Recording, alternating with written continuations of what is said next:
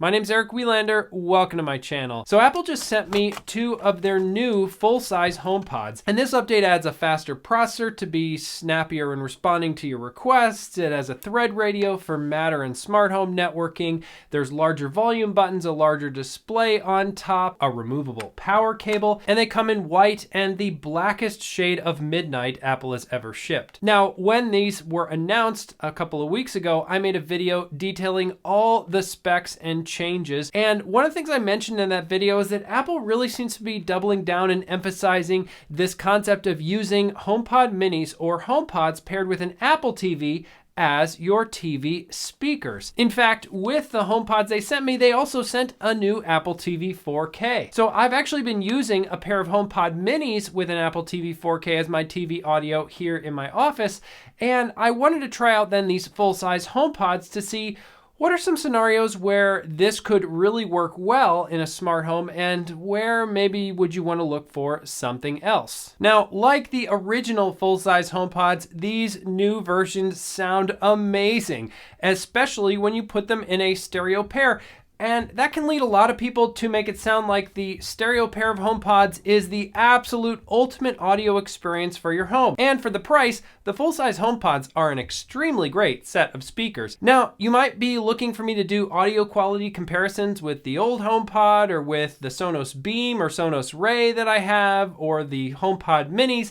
But there's a lot more layers that go to whether you should use HomePods in your TV setup. After all, it's also a centerpiece of your smart home beyond just the audio experience. And the first area is features. Now, these HomePods with an Apple TV support eARC. And if you've been shopping for soundbars or TVs recently, you might have seen this acronym thrown around. It stands for Enhanced Audio Return Channel. And it basically means that the first HDMI input on your TV is used to send audio to your speakers. Now, in the case of my Sonos Beam, for example, that hooks up to the HDMI 1 port and takes up the port. So I can't put any other kind of video signal like my Apple TV or a game system into that, and I effectively lose an HDMI port on my TV, and that might be the case for you depending on how you have things set up. Now, of course, by using the Apple TV for eARC, you can also use that same HDMI port for your Apple TV. So if you already were going to have that as part of your setup,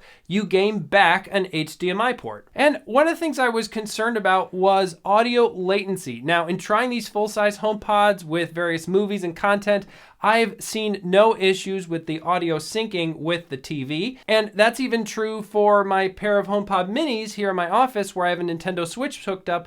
I can play Mario Kart and everything's fine. I wouldn't say this is the ideal audio setup for esports gaming or something where sub-millisecond response time is essential, but for most any kind of TV watching and gaming that you're probably going to do, I think you'll be pleasantly surprised with how well it works. Now, one of my other concerns was if I'm using my HomePods as TV speakers, does that mean they're no longer usable as HomePods? And that's not the case. You can talk to Siri and do things like playing music or control your smart home or add reminders, run shortcuts, all the great stuff, whether the Apple TV or TV is off or on. When it's on and playing audio, it'll sort of lower the volume of the audio while it deals with your request, and then the HomeKit confirmation sound plays or whatever, and you're back to the audio as usual. Now, of course, I've made tons of videos on this channel talking about building out your Apple smart home and using things like HomePods and Apple TVs to control and manage it all. So I'm just going to gloss over a lot of those capabilities, but they're all still there and work great for me so far in using these HomePods. So now, one of the other cool things about these full-size HomePods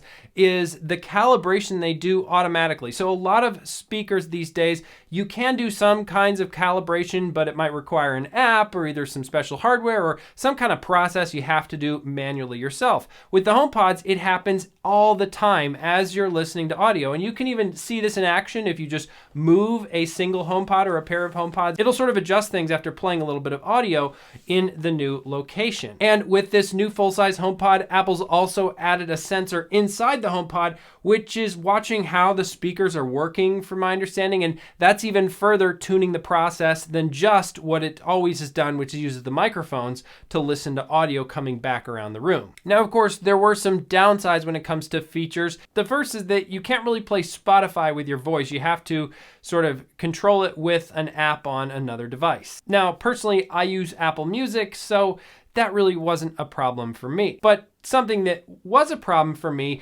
is that the touch surface, like previous HomePods as well, there's no way to turn it off completely in the software. So you can do some things with the accessibility settings to sort of make it harder for someone to press the top of the HomePod. But since I have small children, I want to be able to turn off the touch sensitivity on the top of certain HomePods completely so they can't tap it to resume whatever music was playing or adjust the volume in times when I'd rather them not do that. Another thing is that the rubber on the bottom of full-size HomePods has been known to leave stains on certain types of wood or finish. And MKBHD, who had these HomePods for longer than I did some testing on this, and it seems like that's still somewhat of a problem with the new generation HomePods. What I've done in the past and still do to deal with this is just put some coasters underneath the HomePod. Usually a standard coaster size is about perfect for going underneath the HomePod. Now, related to HomePod placement, one of the great things that you can take advantage of with the HomePods compared to a lot of other speakers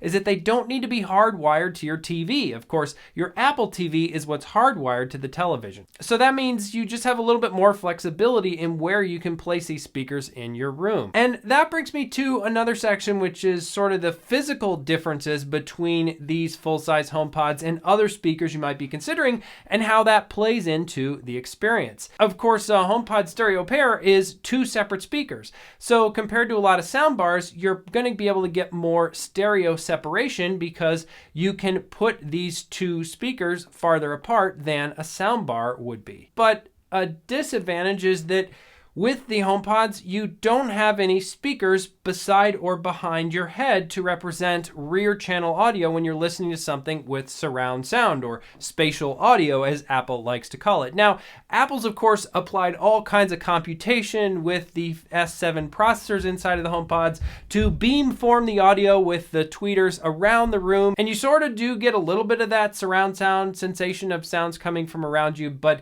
it's definitely not the same as if you have dedicated rear speakers in, let's say, a movie theater or certainly even a home theater setup. Now, I will say that the performance of these in terms of surround sound does seem to somewhat rely on how and where you place them.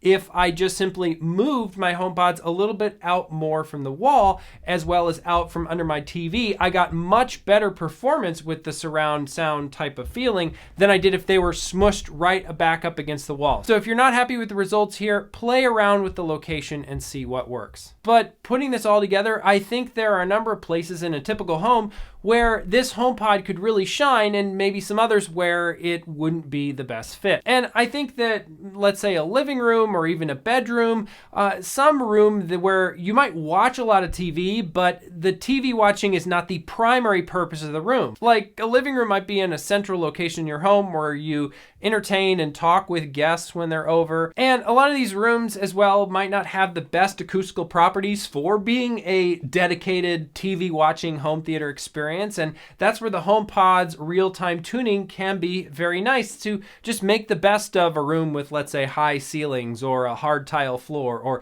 whatever other curveballs you might be throwing at the audio. Another element of the HomePods is that I think they look a lot better than other speakers. So in a room like this, you might care more about the interior design than other rooms in your home. And so having HomePods there instead of other speakers is just going to fit in more with decor. And one of the things that's still true about these new HomePods as the original ones is that they're just first and foremost such great music speakers. And that's also great for these kinds of rooms in your home where you'll probably want to listen to music when you're not necessarily using the TV. And one key benefit there is, of course, you can play music from the HomePods without the TV actually being on. For these kinds of rooms, Apple also recently added a karaoke feature inside of Apple Music. So back to the entertainment scenario and music, that's another way you could use this whole setup as great fun when you have people over. Now, maybe $750 seems like a little bit too much of an investment, especially in an area that might not be your primary or only place to watch television. And for that, you could get a single HomePod, and that's going to be a great room-filling speaker and smart home assistant.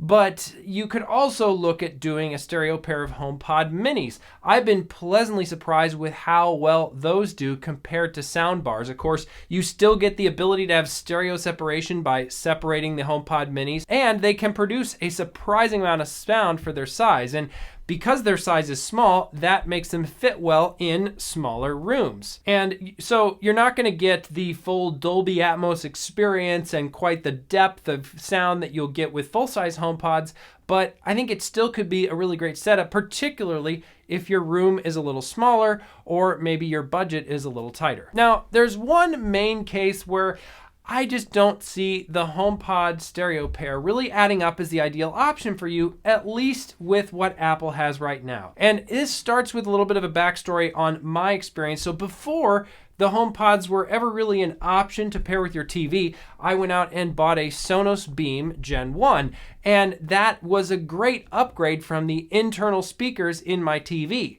And then a couple years later, I bought 2 rear channel Sonos speakers for that setup, and that really upgraded that setup to just be a great surround sound for watching movies. And that costs a little bit more in total than this stereo pair of HomePods with an Apple TV, but I would argue the sound is comparable, if not maybe a little better, especially for things like movies that really take advantage of the surround sound features. And then, of course, if down the road I wanted to splurge on a Sonos subwoofer, I could totally do that, and then the setup would be even that much better. And right now, if you buy a stereo pair of HomePods from Apple, that's the best they offer for home theater sound. If you want to add rear channels or a subwoofer, you're going to have to look at a completely new system from scratch rather than upgrading with your existing one. I think Apple could probably do something about this in software by maybe enabling HomePod minis to be rear channels, maybe even making their own dedicated Apple subwoofer. That would be really cool. Maybe all this would have to be wrapped into like an AirPlay 3 protocol with more spatial audio support. So I think for TV setups where you watch a lot of cinematic content, either from streaming services or movies, and you really value that great home theater experience, I think you should look at a system that can give you those dedicated surround sound channels and a dedicated subwoofer channel and other things, especially in systems like Sonos where you can maybe purchase that over time and don't have to spend all this money up front. And one of the things I like about Sonos for that use case is that a lot of their speakers also support AirPlay 2. So you could still use the speaker in your Apple home setup or streaming audio to those devices, and you can even have a HomePod via voice command stream music to that room in your home that has AirPlay 2 speakers.